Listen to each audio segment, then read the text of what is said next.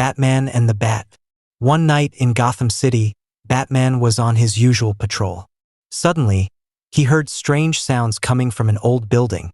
When he went inside, he found an injured bat. It was trapped in a net and couldn't fly. Batman gently cut the net and freed the bat. There was fear in its eyes, but as soon as it saw Batman, it became calm. Maybe it knew this was its protector. Batman wrapped it in his cape and brought it to his secret cave, the Batcave, where he gave it medical care. Within a few days, the bat fully recovered. When Batman tried to release it, instead of flying away, it landed on his shoulder. From that day on, wherever Batman went, the bat followed. Batman named it Nightshade. This little bat became Batman's companion.